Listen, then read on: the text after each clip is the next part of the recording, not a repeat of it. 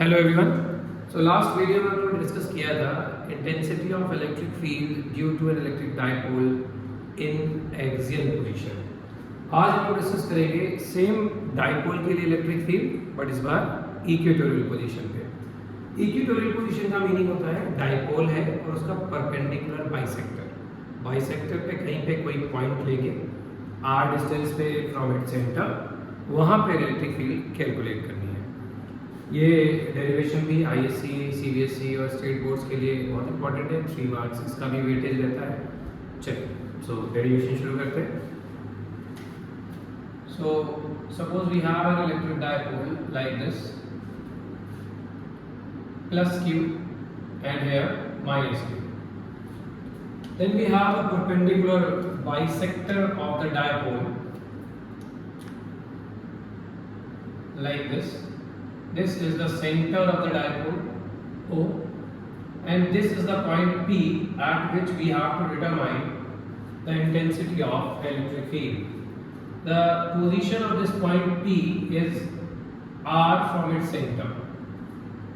The distance, half distance of the dipole, you know, this is L.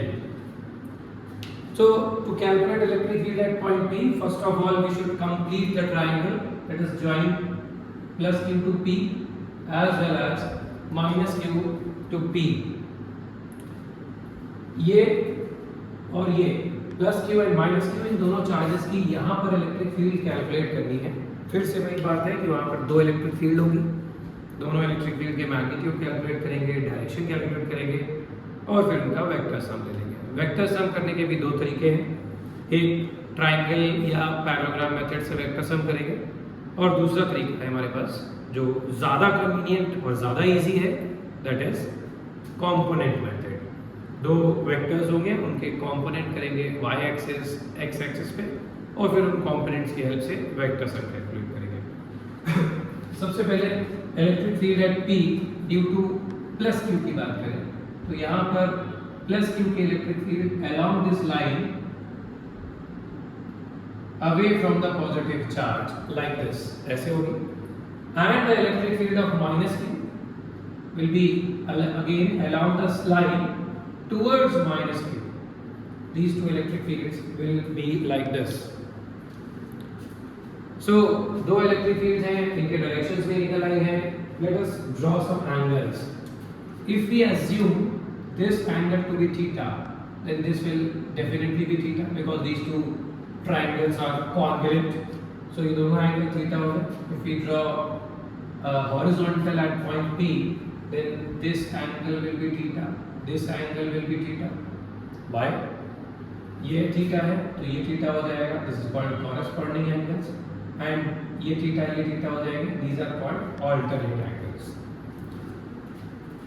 So construction purpose पूरा हो गया है। अब इन दोनों वेक्टर्स के कंपोनेंट ले लेते हैं। कंपोनेंट लेने के लिए क्या करेंगे, अलग से पॉइंट P को उठा लाए हैं, अलग से यहाँ पे ड्रॉ कर लेते हैं। Now we have two vectors, E1 vector, जैसे जो वेक्टर बने थे उनको वैसे के वैसे ही बना लेते हैं। Also draw the two angles theta theta. अब इन दोनों वेक्टर्स के कंपोनेंट x एक्सिस और y एक्सिस पे ले लिए जाएंगे। Component of E1 on x axis is E1 cos theta. Similarly, component on y axis is E1 sin theta. Similarly, E2 के भी component on x axis E2 cos theta and component on y axis is E2 sin theta. मतलब अब E1 और E2 vanish हो गए, हट गए, खत्म हो गए। उनकी जगह ये चार वेक्टर्स हैं हमारे पास, E1 sin theta, E2 sin theta, E1 cos theta, E2 cos theta, जिसमें से दो वेक्टर्स सेम डायरेक्शन में हैं और दो वेक्टर्स ऑपोजिट डायरेक्शंस में। ये आगे का पर्पस कंप्लीट करने के लिए सबसे पहले इनके मैग्नीट्यूड्स लिख लेते हैं। First is electric field due to plus Q at P. So electric field formula is E1 is equal to 1 by 4 pi epsilon naught Q upon distance of plus q from p. Distance of plus q from p is square root r square plus l square. ये कैसे हो गया?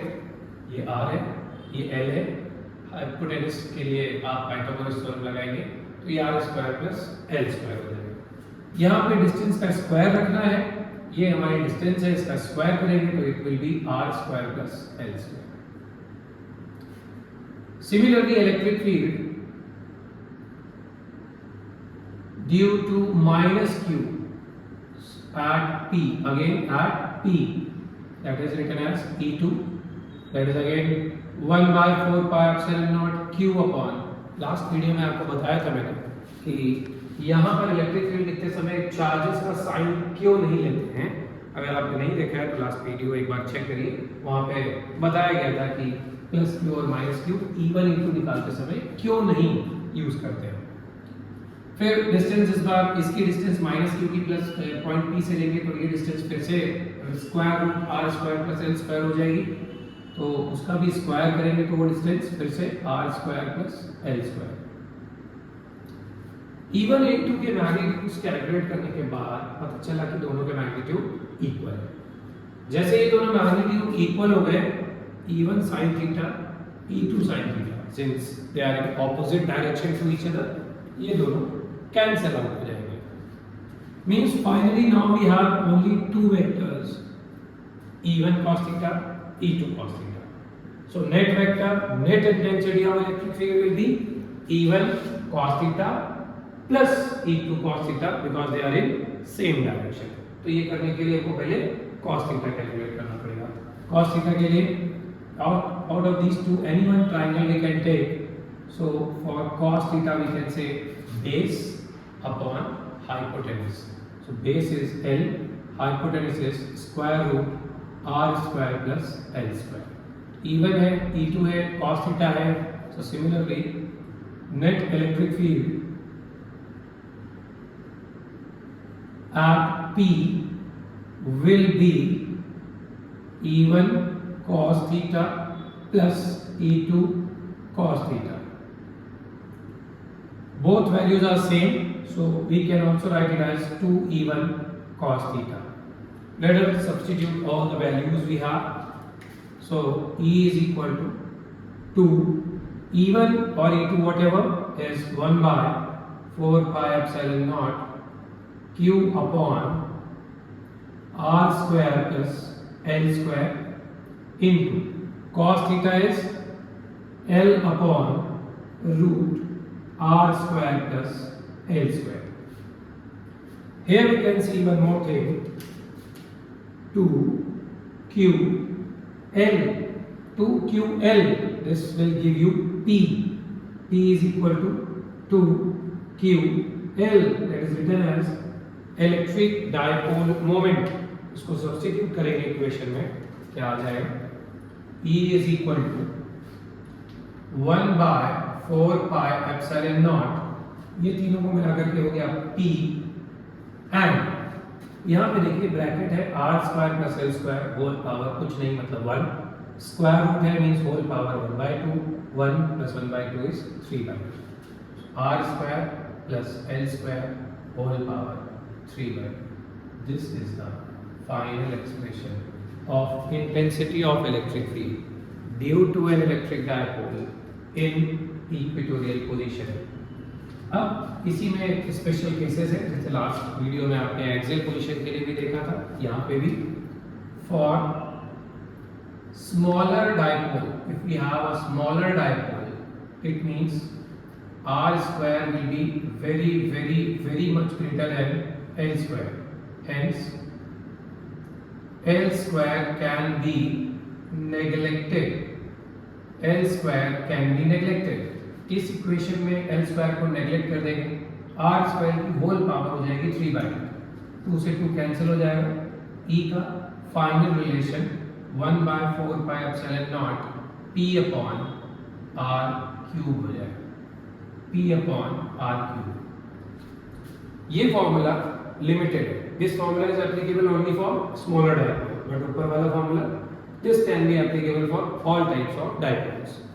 Let us also discuss the direction of this electric field. Direction.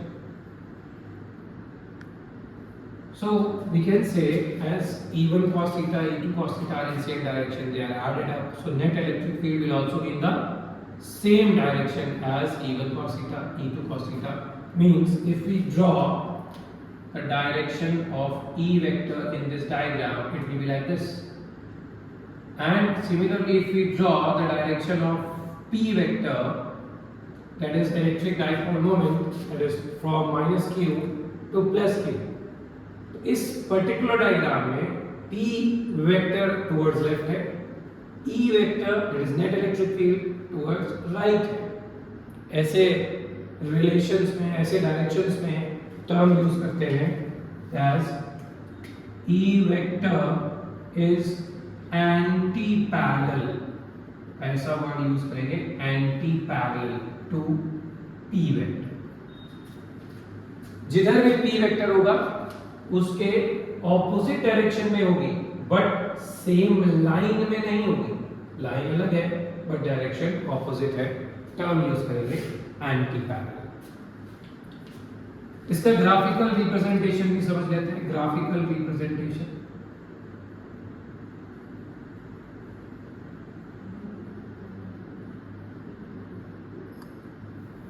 suppose we draw a graph by taking intensity of electric field due to an electric dipole in equatorial position on y-axis and distance from its center of that point P on x-axis, then again it is quite clear that E is inversely proportional to R cube.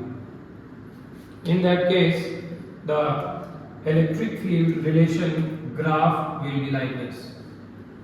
Hence, this is the final statement. One more thing we can add, that is E axial upon E equatorial is equal to 2:1 according to our last and the related video. This is E axial, intensity of electric field in axial position upon intensity of electric field in equatorial position for a same dipole will be equal to 2:1 nearly. So according to this video we have already explained this electric field due to an electric dipole. आपको video अच्छा लगा है इसको like करिए, channel को subscribe करिए। Thank you so much.